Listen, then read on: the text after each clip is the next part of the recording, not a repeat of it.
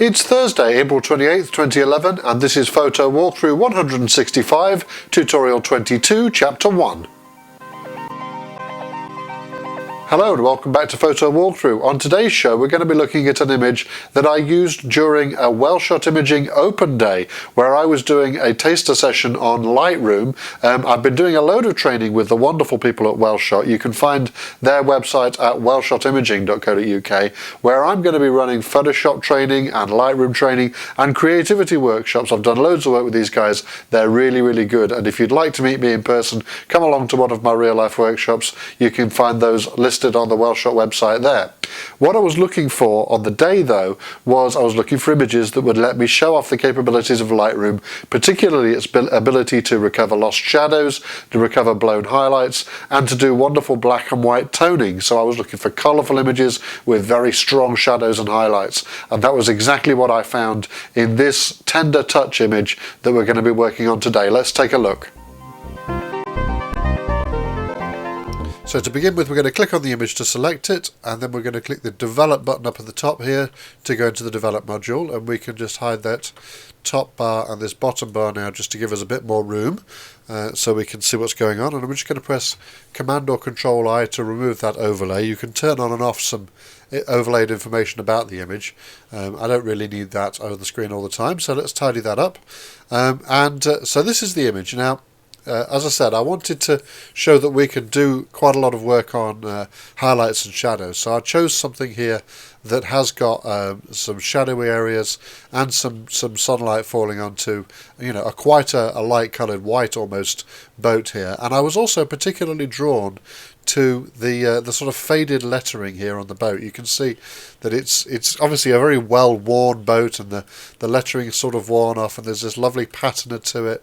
It's sort of worn and looking a little bit tired and sad, and I just thought it was a nice interesting sort of characteristic shot. This is the kind of shot you would take if you're wandering around an interesting location and you wanted to just capture some little vignettes of what it was like there, some interesting sort of snippets and little pieces of the place that if you put them together in a collection would really make an interesting sort of collection that gave a sense of the place.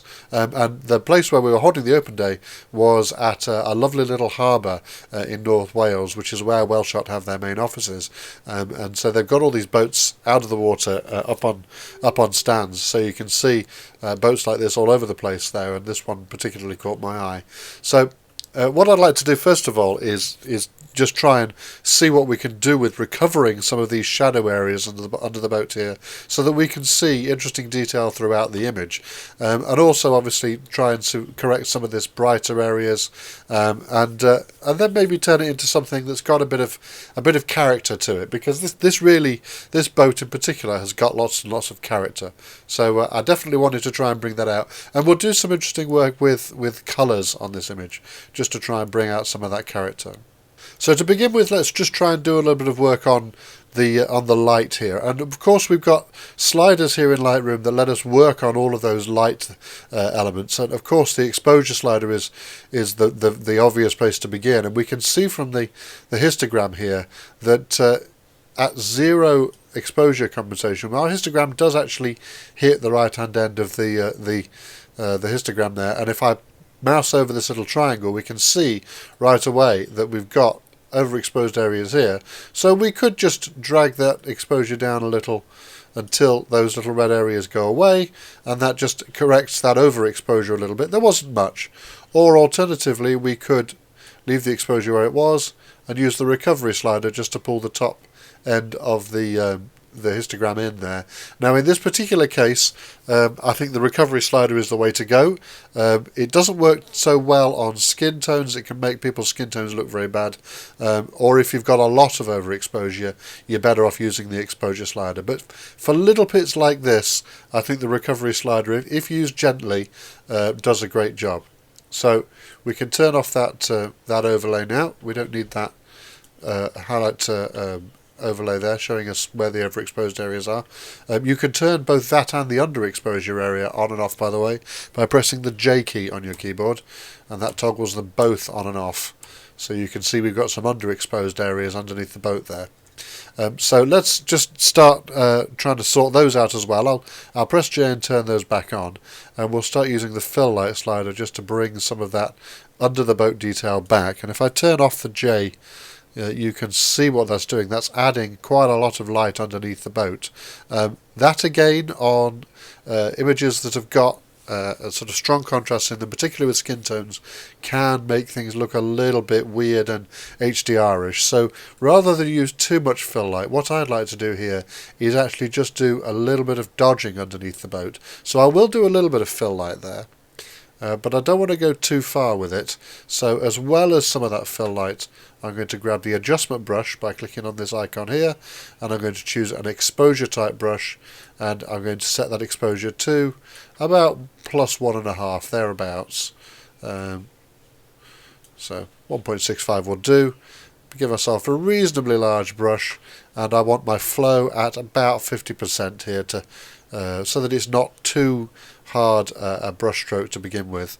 Remember, you can jump that flow figure to a multiple of 10 by pressing one of the number keys on the keyboard. So if I press 3, that flow will go to 30%, and if I press 5, it'll go back to 50%. So I'm going to just paint some light in underneath the boat here. I'm just clicking and painting underneath the boat, and I'm doing fairly big strokes here. I don't want any halos or anything particular to be visible here, so I've got a very large brush, as you can see, with a very soft edge on it, and I'm just going to paint that light in underneath the boat there, just to bring that detail back. Now I'm planning in a moment to make this black and white, so I don't want to worry too much about how the colours look and whether or not this is now a distracting part of the image, because I'm going to start working on those colours and light once we're in black and white. But I just wanted to start off by showing that we can get a lot of detail back. And remember, you can only get this kind of detail back if you're working with raw files. So I know there's a lot of controversy about whether or not people should shoot raw all the time. I fall very much in the camp of people that says you should shoot raw all the time, because you never know when you're going to get a wonderful picture. It might be that something happens in front of you, you've got your camera in your hand, you manage to snap that picture, and it could be that that's the picture that you are most proud of for years to come. You know, you'd really want to have that in RAW if that moment happens to you. So I shoot RAW the whole time. Get yourself some big cards and get used to setting some presets up so that you can process them quickly, and you will definitely appreciate always having the extra headroom that the RAW file provides. So we've got a good deal of light painted in at the bottom there. I think we will just do a little bit of brightness and contrast boosting. We can turn off that adjustment brush now. The brightness is not too bad. We don't want to go too high because we've got quite a lot of light areas at the right hand end of the histogram here. Remember, we've got dark tones on the left, light tones on the right, so quite a lot of pixels are in the lighter tones. So we don't want to do too much brightness. We can just push the contrast because we've got a little gap at the bottom here. So we could push the contrast up a little bit. I don't do all my edits looking at the histogram, by the way, but it is a useful way to get an objective measure of how your image looks. And the other thing to remember is that while we're in colour, the colour adds to our perception of contrast. Once we take the colour away, and that's going to be the next thing we do by clicking the black and white button here, things look a lot less contrasty than they do in colour. So just compare how it looks there. It looks fairly realistic, but sort of vaguely contrasty. I mean, we can push the contrast up quite a bit, but if we go too far, it's going to look too contrasty. And things are going to start vanishing into these clouds and stuff. It's going to be hard to see. But the minute we go into black and white, it doesn't look too contrasty. It just looks sort of... There's still quite a lot of greys in there. So let's go into black and white now and do a black and white mix. So we scroll down here in the right hand panel, we find that we've got this black and white panel here, which does double duty with the HSL and colour sections, but because we're in black and white, we're interested in the BMW section here. And I'm going to just start moving these sliders up and down and seeing what they change. And you can see the red slider isn't changing very much in this image, and where they don't change very much, I tend to leave them sort of vaguely in the middle. Now orange is changing quite a lot. So let's just leave that in the middle for the time being and see what else the others are changing. The yellow is also changing quite a lot. And I can't really decide at this stage whether I want those yellows to be darker or lighter. So I think probably more towards the darker end. So I'm going to leave it somewhere around about there, because I'm looking at the texture on the back of the boat here. And the orange is giving us some texture underneath in the shadow areas here. So let's just look at where it looks better. I think actually the orange looks better up a little because it brings out some of that dirt and texture there. Let's see what the green does for us. That's also bringing out some of that dirt and texture. Now if we go all the way up, it does bring out texture down here, but it's starting to look a little bit grainy and a little unrealistic. So I think I'll just keep that closer to the orange. So we've got sort of oranges and greens in there. Now let's see what the aqua is doing for us. The aqua is in the same area, and I think it's looking a little better. We get a bit more detail here underneath this shadow area if we put the aqua up a bit. So I'll leave the aqua up. Now I would expect, normally you would expect the blue to operate on the sky, and in this case it absolutely does, and I think we can safely agree that we want that nice interesting contrast in the sky there. So we're going to put our blues down quite a lot, probably down about there, and the purples, not very much change, a little bit in the sky there. Let's put that down as well, somewhere around the same area as the blue, I think. Magenta isn't doing very much for us at all, so I'll put that somewhere back towards the middle. So that's a reasonable black and white mix. That's giving us some interesting details to work with now that we're going to really work on the contrast of the image. Okay, we're all done for another week. We're going to have the next chapter of that tutorial next week. But before we go, let's say a quick thank you to our regular show sponsor, Mozy. Remember, as a photo walkthrough viewer and as a photographer, you really must be backing up your photographs, because one day a hard disk is going to die and the data that's on it will be lost. If you haven't got an online backup, then you haven't got security you need to know that you're going to get those photos back.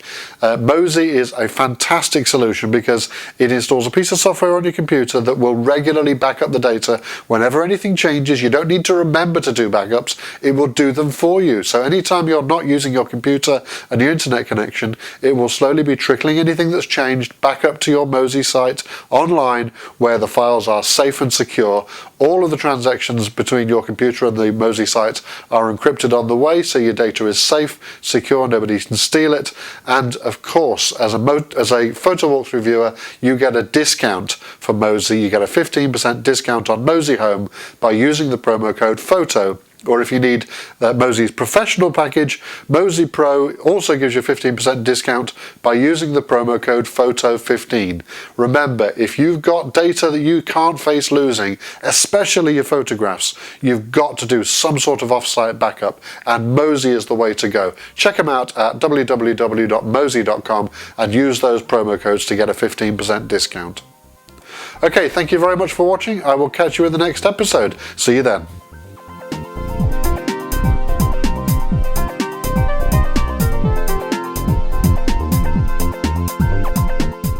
Photo Walkthrough is a free online video show about photography and digital photo editing using Photoshop and Lightroom. Please help support the show by using our sponsors' promo codes or by passing the promo codes on to your friends. Join the Photo Walkthrough community, find all the old shows, and subscribe to the new ones for free at photowalkthrough.com.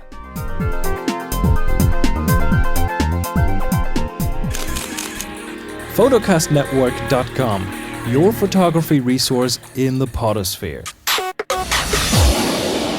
Photocastnetwork.com